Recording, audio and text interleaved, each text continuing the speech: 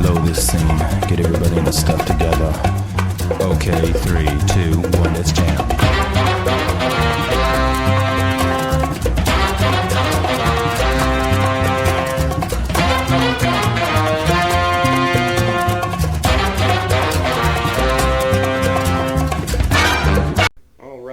Hey everybody, welcome back to the channel. This is Rob here at Smirking Gun Reviews, and we're back with more Mandalorian. It's Friday, so we're on Chapter 6. It's called The Prisoner. Full spoilers if you've not seen this episode. And like I was saying in my leftovers video, I've been taking on a lot this week, and I feel like I need to start really reviewing things a little bit better. Instead of just feeling like I'm just recapping a lot of stuff and throwing in my own personal comments. So to start off this episode, let's talk about whether or not it was any good before we discuss it in depth. This is definitely, I feel like episodes 4 and 5 are kind of a step back in a way, in both in quality of production, which, look, it's still really great. It's like me complaining about comic book art, right? Like, I used to be able to draw, right? But, you know, these guys clearly draw better than me, so even the worst art sometimes is better than what I could do. So it's like, how do you complain about that? It's like aesthetic, right? But episode 4 and 5 felt to me definitely like a step back in like some of the quality of the production. The story, like episode 4, the Saving the Villagers story we've seen before on shows like the Clone Wars. Some of the acting wasn't very good from the side characters in both 4 and 5. From like the one kid in 5. There was supposed to be the next big bounty hunter, and then in 4, basically everybody that wasn't the two main characters were not very good. And then, you know, like, while they all had cool things about them, they all did. They just kind of felt like a step back. And episode 5 has a lot of problems with it, as far as like timelines and things like that. It was a mess. But episode 6 is kind of back to form a little bit. There's a few problems I have with it.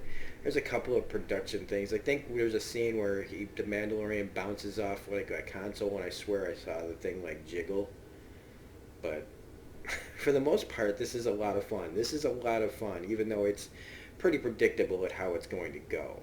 There's a bit near the end where I thought that maybe things aren't going to go the way they think, but they absolutely go the way that I thought. I'm enjoying this now pretty much on the level of like an episode of the Clone Wars. I'm not watching this like I'm watching a made-for-TV movies for Star Wars, or even a television Star Wars. I feel like I'm watching cartoon Star Wars. One of the things about this episode that just kind of doesn't take me out of it, but it's like, well, you got the guy from Sons of Anarchy. Oh gosh, I know his name. I've said it a million times. He's a great actor. He's just that guy, you know. They don't do anything to change him, and that's fine. But then when I saw Bill Burr, all right, now Bill Burr was on one of my favorite, is like my top 2, 3 shows, Breaking Bad. Bill Burr was on that, and so I can't say that I don't dislike Bill Burr, but I just see him there, like when he puts his knee up on the like counter, it's like, you know, he's a comedian. He's a comedian first and foremost, right? I'm sure he's tickled pink that he got to be in this episode. He gets to say he's part of Star Wars canon. It's fantastic. Who wouldn't jump at the chance to do it? My problem, though, isn't really with his character. It's what they do with him. He's supposed to be like this deadly sharpshooter, like a really powerful guy. But as soon as they get there, it's like he couldn't hit the broadside of a barn unless the script says now it's time for him to show his, you know, his talent. But they don't really give him a chance to show his talent, except shooting some robots in the back and being Bill Burr, which he's great at being. That's what he is. He's Bill Burr in the Star Wars universe. You know, what if he was never a comedian, he was kidnapped by aliens and became a mercenary in space? He's got some cool guns. He's got that cool gun that pops out from the back, but he's all cool and no... Now, Clancy Brown here is Gorn. Like, I heard that voice and knew right away, this is Clancy Brown. The other one, Jin, is whatever.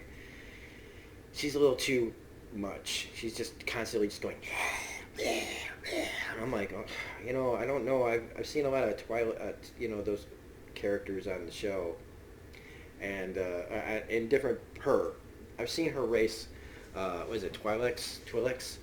Uh, in many different forms. I've never seen them just being all like snarly and like stuff like that. But I guess there's a lot of them out there. So what do I know? The robot's kind of interesting. Um, but overall, this episode, as predictable as it is, it's a lot of fun. I was back to having fun watching The Mandalorian, and isn't that really the point? It did feel kind of like old Star Wars again, or Star Wars that I like. There's no hidden agendas here. It's just your mercenary story. And again, we've seen this before. That's why it's easy to predict where it's going. It doesn't mean that it's not a lot of fun watching it get there. And especially when you have people like Clancy Brown to have fun with. And Bill Burr. I'm not going to say that he's not fun to watch in this. It's just, you get what, he's just Bill Burr. I've been watching a lot of his content lately, actually. He's been doing listening to a lot of his Monday morning podcasts, and I love it. But that eventually they're going to get around to finding the baby Yoda. This robot here starts to find out right away when he's like clicking into his files. It's one of the reasons why he doesn't trust droids, man. They're always looking at everything, man. They get your hands off my stuff. But eventually, it's going to happen, and it's going to become a thing. But in this, they actually kind of just circumvent that. They almost get to that point, but they don't do it. And I applaud them for, again, not going that route again. We're going to take the baby. I'm going to find it,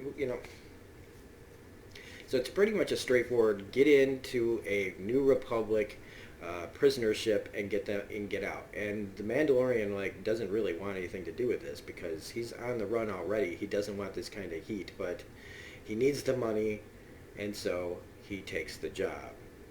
And they make fun of him the whole way, and it's like that's just foreshadowing, man, for when he kicks their ass later.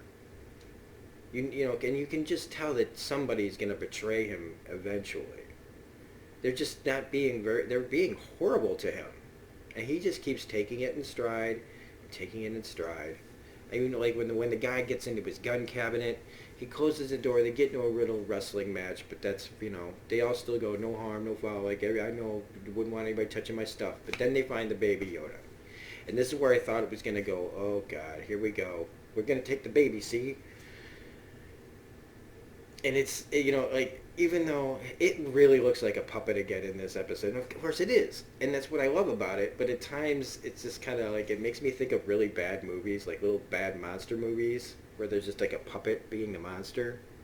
And there's a few moments in here where I'm like, who can, I don't even know, I can't suspend my disbelief very, very, for too long on things like that, but it's whatever.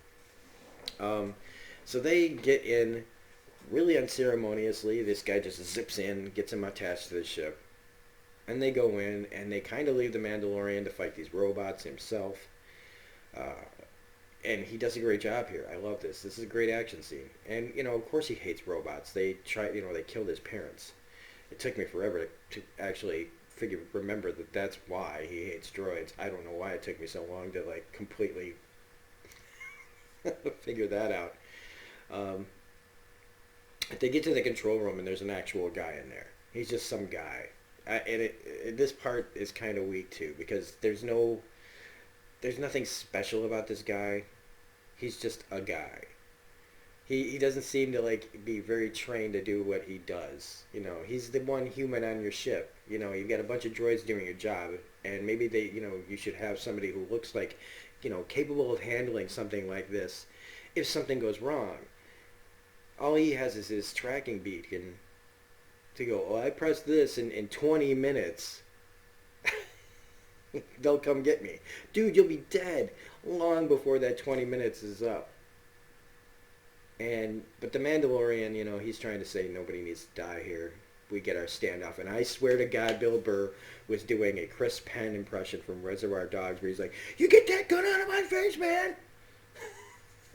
I swear, I think he was channeling Chris Penn there. He's like, this is my Reservoir Dogs moment. Everybody pointing guns at each other.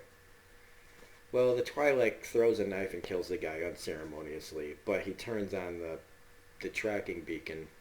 You know, that's what he should have done right away. Like he should have just been like, "I hit the button, you guys. They're coming." But the story wanted him to die. I also love how he just dies from like a quick knife wound in his stomach. Right? He just, oh, I'm dead. Well, they also, I find that the cells having like little windows is weird. Like why? Except I know they wanted us to see who's in there, but why is that so important? I think it's actually kind of creepier if you don't see what's in there, like just hear noises or maybe see names on the wall, like or whatever, prisoner such and such. Um, because it would be really loud. I mean, I guess with droids on the ship, it doesn't matter how loud they get, but it seems kind of impractical. What if they get their hands on one of the robots walking by? It seems really impractical. Um, but again, it's because of how they wanted the Mandalorian later on to handle being in one of those rooms, I guess. But even then, well, yeah, I know it still mattered. They had to have those open just so that he could do the thing later. But to me, it just seems kind of stupid on the New Republic's part to have those doors like that. So they eventually find the guy. He's another Twi'lek, however you pronounce these things. So many names, so many places I have to remember. I do like, I think I do like 8 or 9 shows a week plus comics. Keeping it all up here is very hard. So some translations of names are going to go out the window. I apologize. So they find the guy. He's the brother of this one, and they push the Mandalorian in because he left him behind on a job. And always find out all the information first. Find out who you were picking up.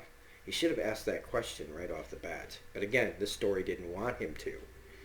They wanted it all to be a surprise, which is a very, again, makes it, predictable.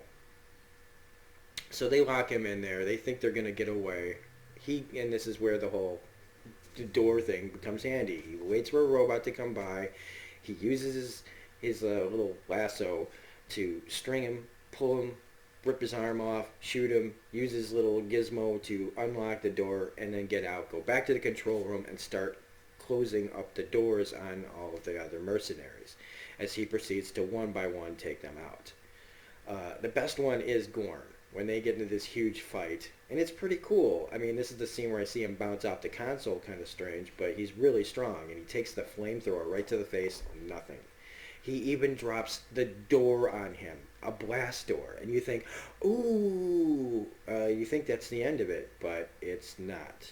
He's picking the door up. That's how strong he is. I like that they established that. I mean, he picks up a droid earlier on, slams it on the ground a bunch of times, throws it into another heavy droid, and it explodes. Now, would it explode that bad? Probably not. It's like a Michael Bay episode in that scene where things just explode for explosion's sake. It's still fun. I can't say that it's more fun than watching a Michael Bay movie, to me. But when he's holding the doors up and he thinks, ha ha ha, the Mandalorian hits the other doors and they just smash him. And it was hilarious. I was like, oh! So that was great. I mean, realistically, he would have splattered all over the place, right? But no blood. They can say bastard. They say bastard in this, and they say asses. Yeah, he says, Bill Burr gets to say, yeah, you wise asses.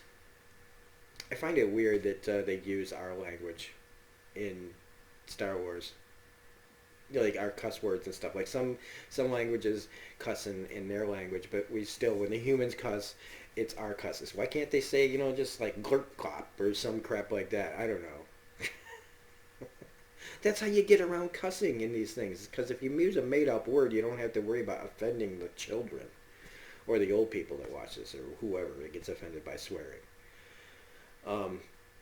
So he smashes him, and then he comes up on her, and you don't know if he stabs her or not.